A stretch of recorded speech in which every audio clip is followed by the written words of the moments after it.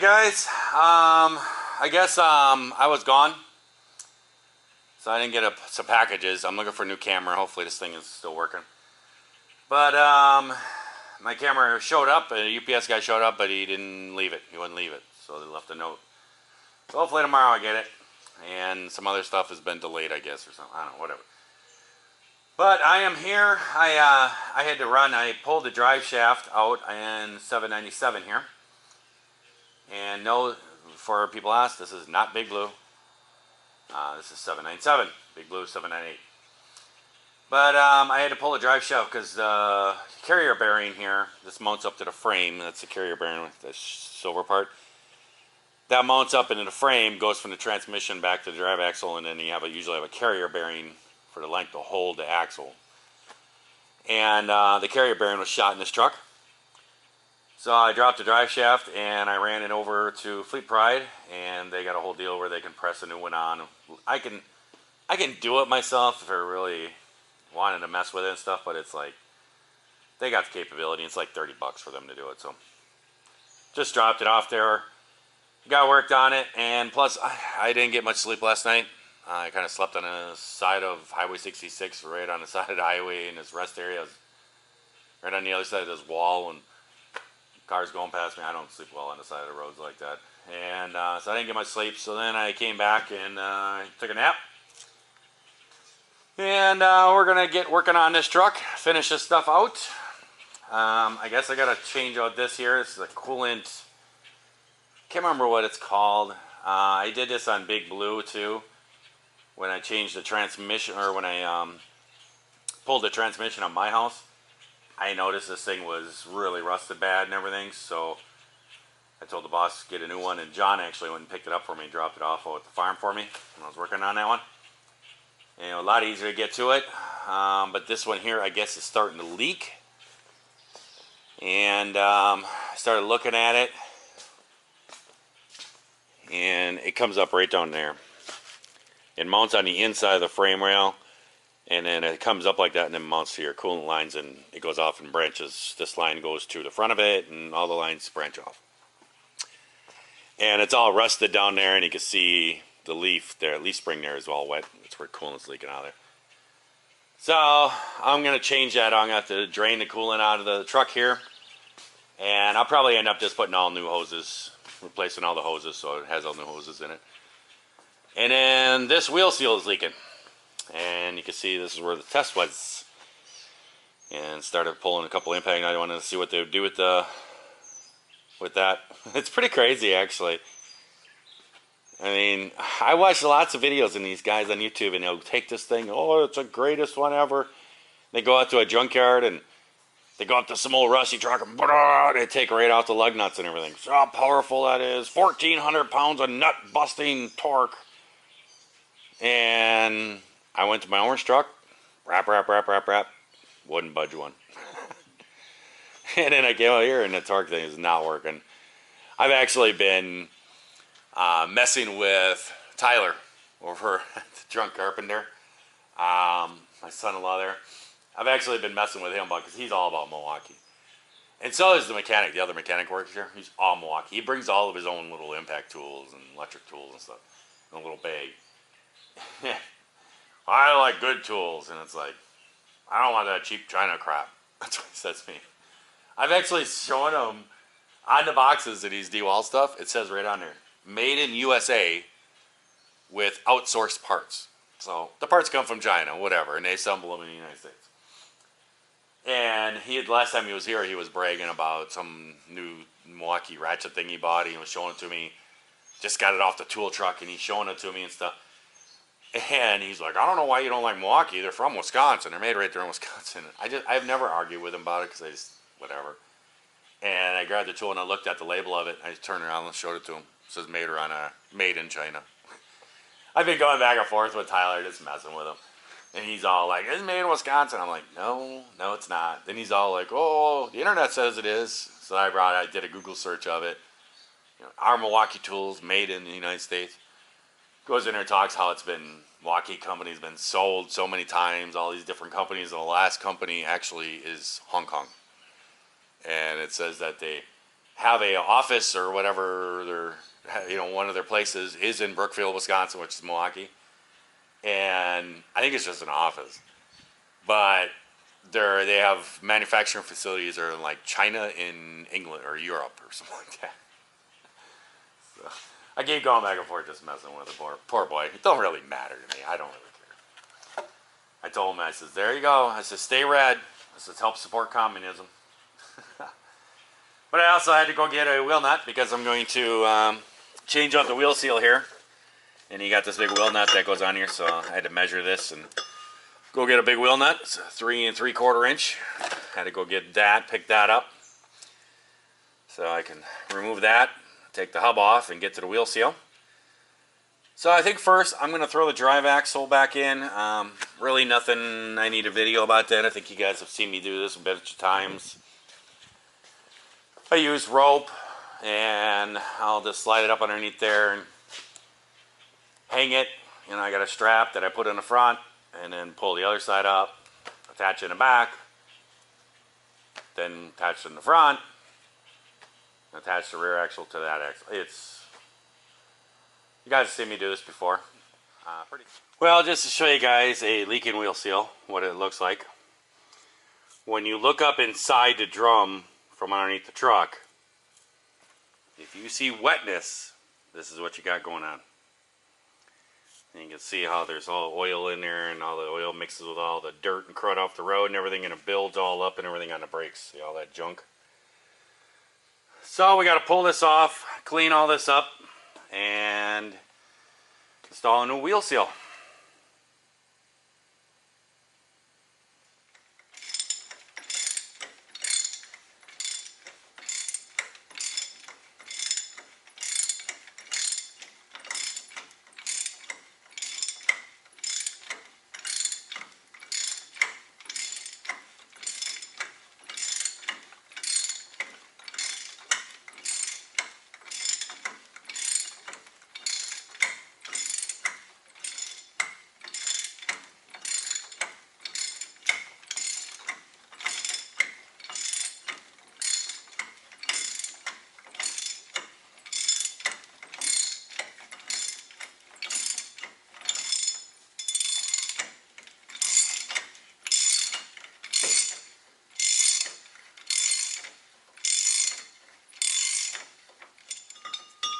Go.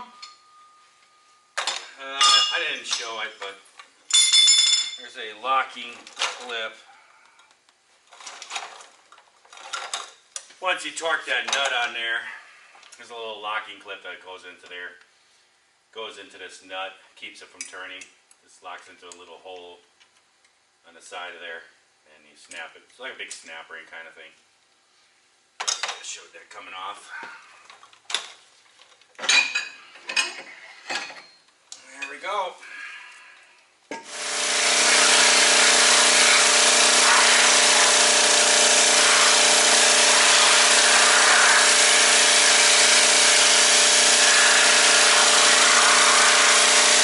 Alright, got our bearing. Let's put a coat of oil on it.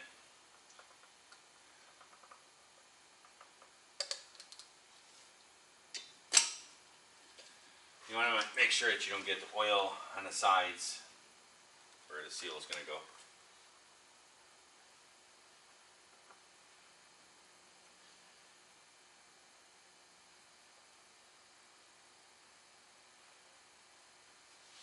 You can see that I have it all cleaned up.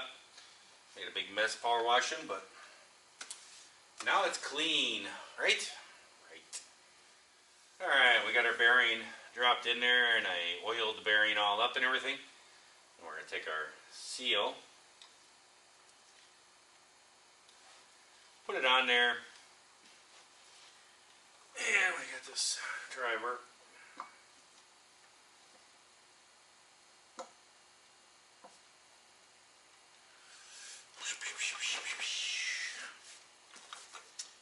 Put it in there.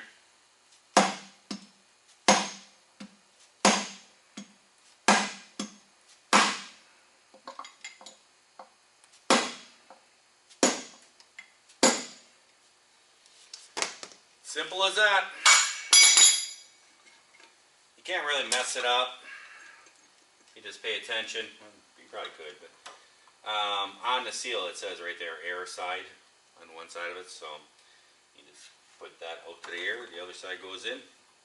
Good to go. All right, so now we can put her back on there. Got everything all clean. You guys saw that I did all the power washing and all that stuff. Got, say, 99.9% of it all cleaned up. I hate guys when they do this and the seal is leaking and they change this, and you go into a shop or something or a TA or something, and they change your wheel seal and they don't clean any of that up. It's like, how are you supposed to see in the future if it starts leaking again? You know, if it's already all full of oil and grease and gunk, and if a DOT guy looks up in there, he's probably going to say, wheel seal's leaking. You can say, well, I just had that fixed. Well, it's leaking again. It's all full of crud. So, just clean it up. Made a big mess, but cleaned her up.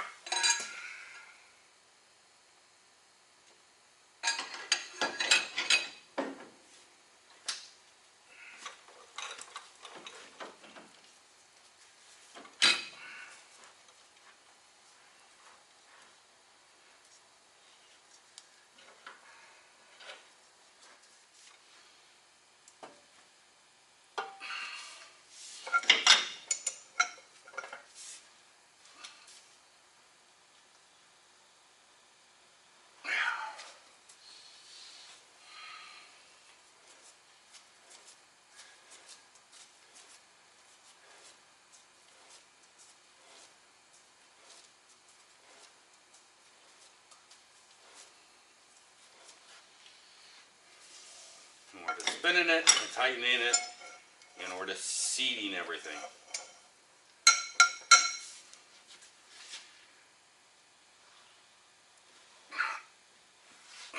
I'm not really sure what the first torque is on that. You know, I could just go look it up. But that's the way I do it, and then I loosen it and I come back and retorque it. Alright guys, I have looked up the torque rates on this, and with these one-piece locking nuts, it is 300 foot-pounds of torque, and you do not back it off like you do with the older ones. So we got our torque wrench set up here, 300 pounds of torque.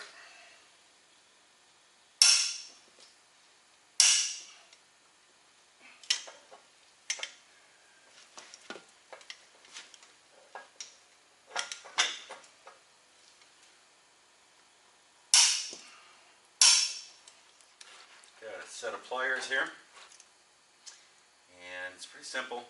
It has like a series of different holes on this top plate on the inside that go around, and this little tab thing that sticks in there goes through that hole and will hook in.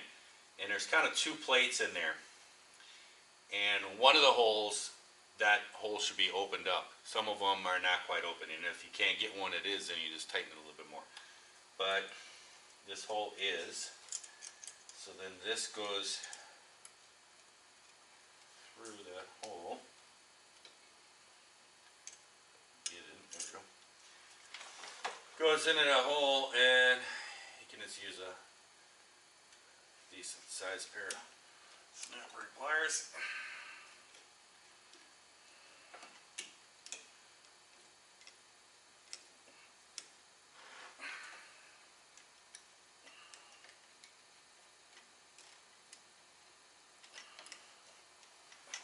And there we go.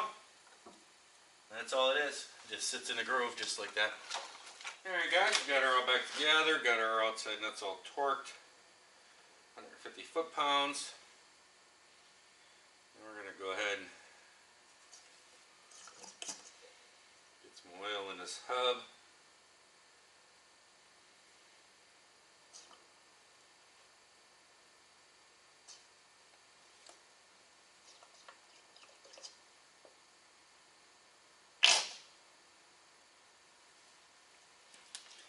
And here's the little plug.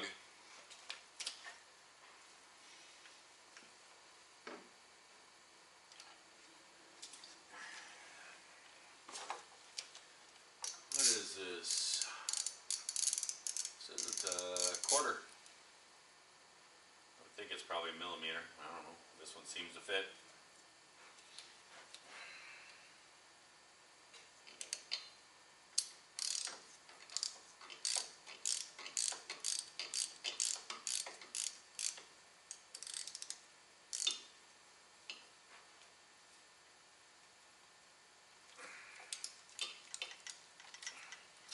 go. There we go. We are all set up. So I'm going to put some brake cleaner on these brakes. I'm actually going to use brake cleaner on brakes. Anybody who works that stuff is going, well, I get it, I get it. Use brake cleaner on everything to clean everything. But you really never do brakes. But this time we're actually going to do it. Just going to clean them up. You saw I power washed them, got all that gunk off of there. But I'm just going to wipe them down with brake cleaner just to get any film off. I did power wash out the drum too. I'll clean that up with brake fluid, brake cleaner, and put that back on. Get the wheels back on, torque the wheels up. I think I'll use my DeWalt. I think I'll use my DeWalt Impact to put the wheels back on. Sure not going to use that Milwaukee one.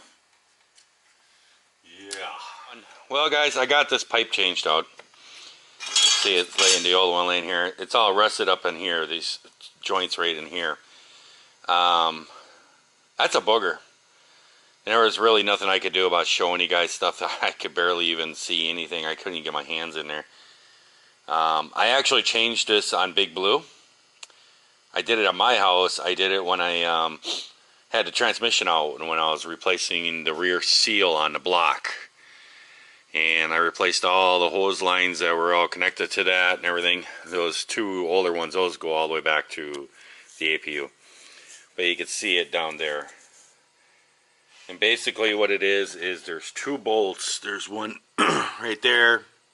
It's a 15/16. Excuse me. And then there's another bolt way back there.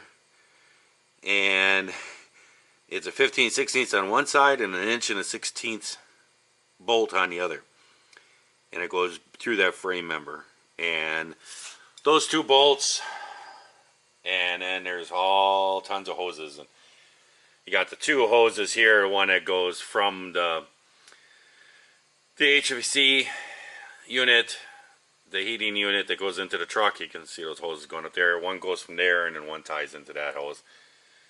Goes down in there, and then you got the main return line that goes into the block. And then back here, the DEF lines go off of it. And in the back, there's 3 lines back there on the back. So I got all the hoses changed, all new hoses that connect all up to that and everything. And I am actually just put coolant back in it. And I am just kind of letting it settle and letting it dump. It's going to burp. Dump. It's going to burp and everything. So I'm just going to be letting it sit for quite a while. And then I'll fire it all up. Run it for a little bit. Turn all the heaters on in a bunk and everything else. Let it sit again, top it all off, and then I will pressure check it and check it for any leaks. But that is all done. But that thing is a booger, guys. When I was doing the transmission, when I had a transmission out in Big Blue, I called the boss at my house and I'm like, dude, these pipes are pretty rusty and I could see them starting to leak pretty soon maybe. They're not leaking now, but I'm thinking we change this now because, man, I couldn't see changing it when transmission's in. And that's what I just had to do. It was not fun. But you got to get up in between the frame rail and stuff. It's not fun at all, guys. But there you go. I'm going to shoot a little bit more coolant in there. I'm down to the minimum line now. I'm going to fill it back up. And then next, I am going to be doing an oil change on the APU. It's that time of the year. Got to change all the oils and filters and everything in all the APUs. And all the cab filters and everything. Got to go through all the trucks to do all that. And everybody's going to start using their APUs now. So it's that time of the year. We usually do that somewhere between March and now. It's when all of them go through and get done. So he wants this one done. And I'm going to do that. And I'll do that while this thing continues to burp. And then I'll fire it all up and everything. So I'll get working on that. You guys seen that before. I'm just going to drain the oil, put new filter in, put new oil in, change all the air filters, and away we go.